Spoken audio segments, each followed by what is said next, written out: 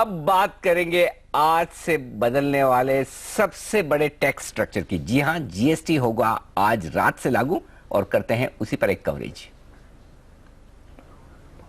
Okay, हमारे साथ जुड़ रहे हैं जीएसटी पर बातचीत करने के लिए कुछ खास मेहमान। सबसे पहले तो हम बात करेंगे डेलोइट के सीनियर डायरेक्टर एमएस मनी साहब है। बड़ी गहराई से जीएसटी की उन्हें तमाम बारीकियां पता है। ब्लू स्टार के जॉइंट एमडी बी त्यागराजन साहब हमारे साथ जुड़ रहे हैं, बताएंगे इंडस्ट्री का क्या रुझान, क्या रवैया इस वक्त बन रहा है जीएसटी को लेकर, और बाजार की भी तो तैयारी जरूरी है जीएसटी के लिए होनी। अजय बग्गा साहब है हमारे साथ, जो बताएंगे कि बाजार कितना डरा हुआ है, कितना मजबूत है अंदर से जीएसटी के ठीक पहले। आप सब लोगों का स्वागत है।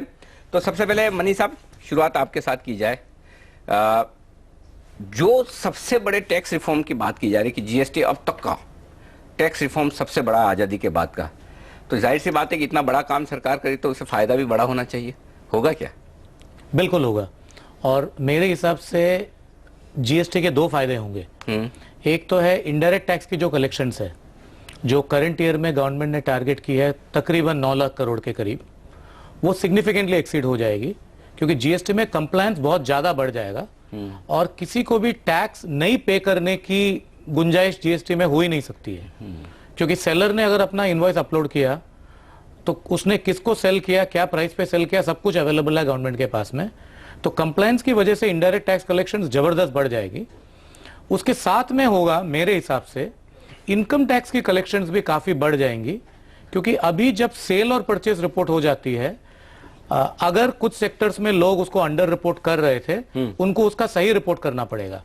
तो मेरे हिसाब से गवर्नमेंट के लिए ये बहुत बड़ा रेवेन्यू बूस्टर है, और इसी की वजह से सरकार ने इतने दिन तक काम किया है, इतने लोगों ने सरकार की तरफ से प्रयास किया है कि जीएसटी को हम जल्दी से लागू कर दें। क्योंकि जीएसटी एक बार आ जाती है, government finances will acquire a wonderful direction, और हो सकता है 2 साल में रेवेन्यू कलेक्शन इतनी बढ़ जाए कि सरकार सोच ले कि हम अभी धीरे धीरे टैक्स के रेट को कम कर दें, क्योंकि इतनी टैक्स आती है तो हमें पता नहीं है हम उतने पैसे से क्या करें। आपके मुंह में घी शक्कर सर, ऐसा हो जाए जितना जल्दी हो उतना बढ़िया। हाँ, टैक्स रेवेन्यू बढ़ेगा, ये बात तो सही है, ऐसा तो लग रहा है। क्योंकि मैं कई लोगों से बात कर रहा हूँ जो छोटे कारोबार करने वाले हैं, मतलब बड़ी इंडस्ट्री नहीं चलाते हैं, जिनका 50-100-200 करोड़ का बिजनेस है, उनके बिजनेस रह गए आधे पिछले साल से, और टैक्स हो गया 2 से 4 गुना ज्यादा।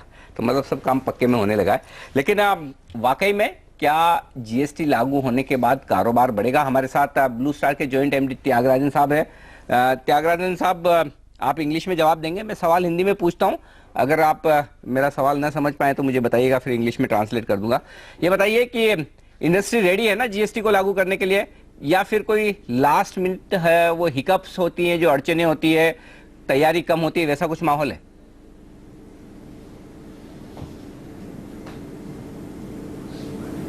Good afternoon. Thank you for talking to me. The reform, first of all, I want to talk on behalf of Blue Star and the industry.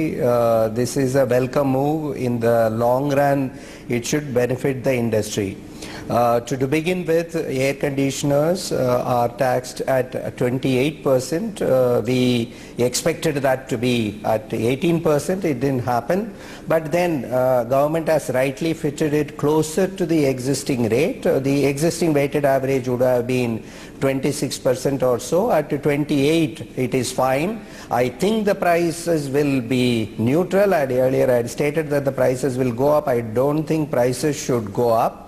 And the fact of the matter is that the current month or the current quarter, there had been some setback in terms of primary sales, but the secondary sales happened very well.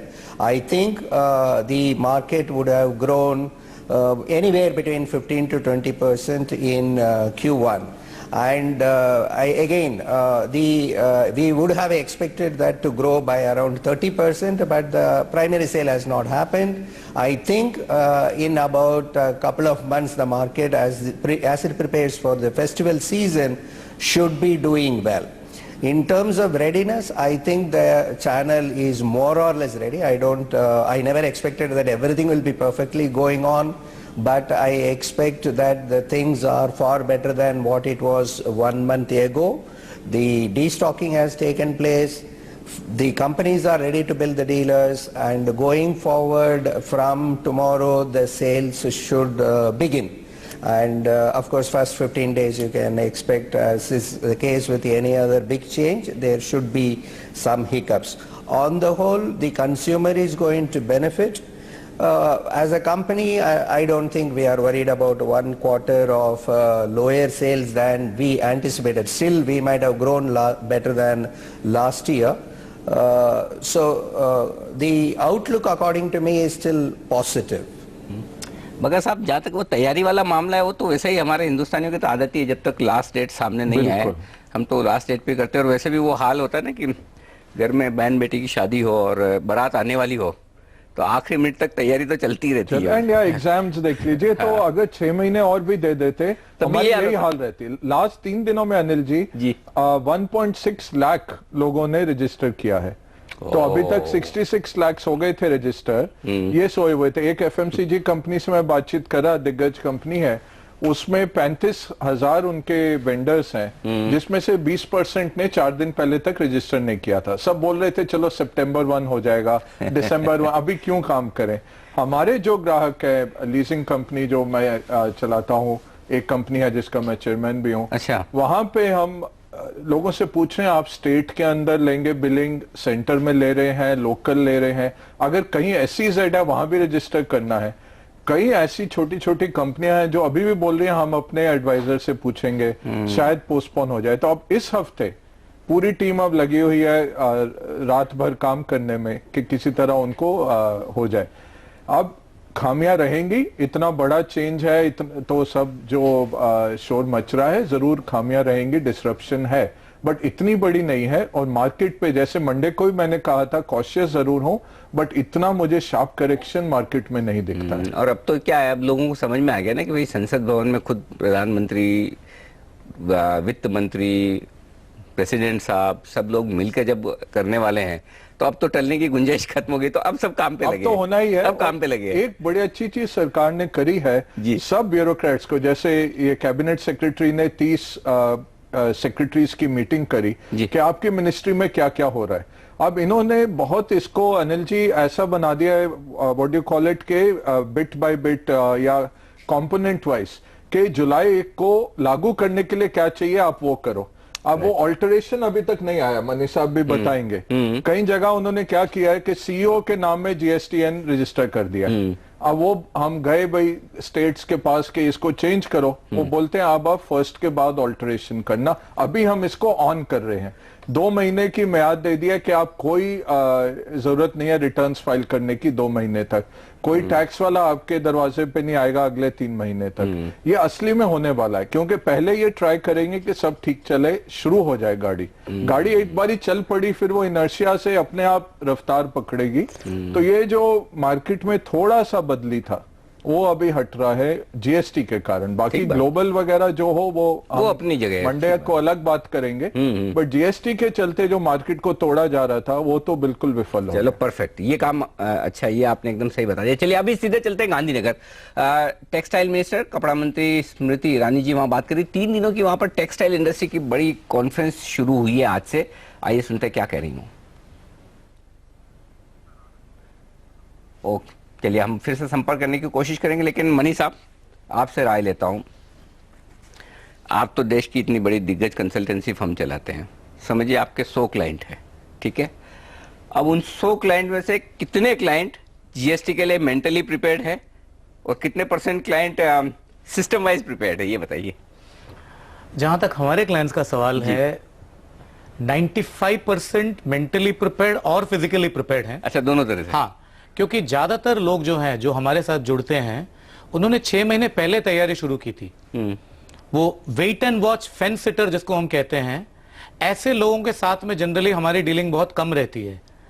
तो हमारे ज्यादातर जो client हैं, जब जनवरी में वित्त मंत्री ने कहा था जनवरी 3 या 4 को कि जुलाई 1 रोल आउट डेट है, सब लोगों ने जुलाई 1 रोल आउट डेट को समझ के बैकवर्ड वर्क करके रेडी हो गए हैं। उसके बावजूद भी कुछ केसेस हैं जहां पर लोग शायद 5% रेडी नहीं है। मैं आपसे वापस बात करता हूं, क्योंकि अभी सीधे एक बार गांधीनगर चलते हैं। प्रधानमंत्री जी वहां मौजूद है इसका, लेकिन नजर हमारी तो GST पर है ही।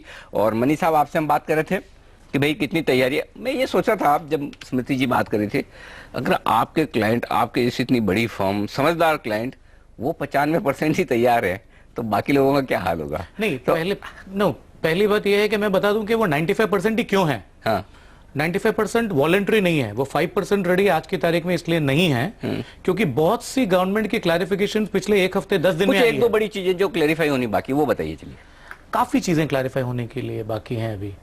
सबसे बड़ी बात यह है कि एंटी प्रॉफिटियरिंग का जो कानून रखा है, हाँ, वो सब सेक्टर और सब कंपनी और सब सर्विस प्रोवाइडर के ऊपर लागू होगा कि नहीं होगा। क्योंकि अगर ये सब सेक्टर अभी कानून के हिसाब से it applies to every sector, हर बिजनेस, हर धंधे के लिए एप्लीकेबल है, सर्विस प्रोवाइडर्स के लिए भी एप्लीकेबल है। अगर उस पैमाने पे अगर एंटी प्रॉफिटियरिंग करना है तो उसकी मशीनरी है क्या सरकार के पास में? राइट, ये एक क्वेश्चन है जो अभी भी अनआंसर्ड है। दूसरा जो क्वेश्चन है, कुछ केसेस में हमने देखा है कि अभी भी इन्वर्टेड ड्यूटी स्ट्रक्चर्स हैं, मतलब जो इनपुट का जो क्रेडिट मिल रहा है उसके मुकाबले में आउटपुट का जो टैक्स पेमेंट है वो कम है। राइट, तो इसका जो रिफंड, इसके जो रिफंड के जो प्रावधान है उनको हार्मोनियसली ट्रीट किया जाएगा कि पिछले अंतराल में इस केसेस में वो लोग ये कहते थे कि इसमें अनजस्ट एनरिचमेंट है और रिफंड डिनाइड है। ये और एक बड़ी समस्या है।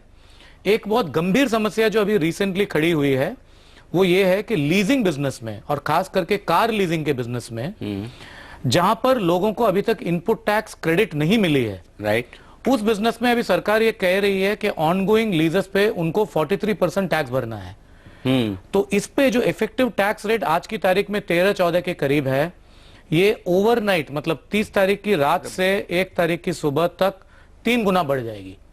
जिन्होंने कार लोन पे खरीदी उनके लिए, कार लीज पे जिन्होंने लिया है, सारी बड़ी कंपनियां जो है वो बड़ी लीज पे बड़ी लेती हैं। गाड़ियां जो है अनिल जी, एक एग्जांपल मैं देता हूं, ऑडी है एक हमारे सीनियर ऑफिशियल की, 25 लाख तक का लोन बच गया है, ओवर नेक्स्ट 3 ईयर उसको 10 लाख एक्स्ट्रा देने पड़ेंगे। वो अच्छा, बोल रहे आज ही पे करो। ये जो समस्या है, अगर ऑडी और मर्सिडीज की बात होती मैं समझता, पर ये है स्विफ्ट डिजायर और होंडा सिटी और इनोवा में भी कि 14% से जंप हो गया 43% तक। अब ये इंटेंशनल नहीं हो सकता है और ये प्रोस्पेक्टिव हो सकता है। मतलब अगर कोई कल से गाड़ी ले या लीज पे ले, उस पे अगर 43% आती है तो वो समझ में आता है, पर पास्ट पीरियड में जो लीजेस चल रही हैं उसके ऊपर भी अचानक इसका जो इम्पैक्ट है वो बहुत गहरा है। तभी बड़े बुजुर्ग कह के गए लोन कम लो, ज्यादा ठीक रहता है, अचानक से कम ये लोन पे गाज गिर जाए, मतलब ये तो बड़ा खतरनाक पॉइंट है। अच्छा मेरी कार लोन पे नहीं है। बिकॉज 60% गाड़ियां जो बिकती हैं भारत में लोन पे बिकती है। बात तो सही है, और महंगी वाली तो बिल्कुल लोन पे बिकती है। चलिए, अब चर्चा करने के लिए तो बहुत सारे मुद्दे हैं, आपसे भी बात करनी थी, मनी साहब, त्यागराजन साहब से भी। थोड़ा सा वक्त कम है, आज हफ्ते का आखिरी दिन है, सीरीज का पहला दिन है, बाजार बंद होने की तैयारी में भी है, 3 बज चुके हैं। आप दोनों से लेंगे विदा। बग्गा साहब तो हमारे साथ रहेंगे, मार्केट की बातें इनसे करेंगे।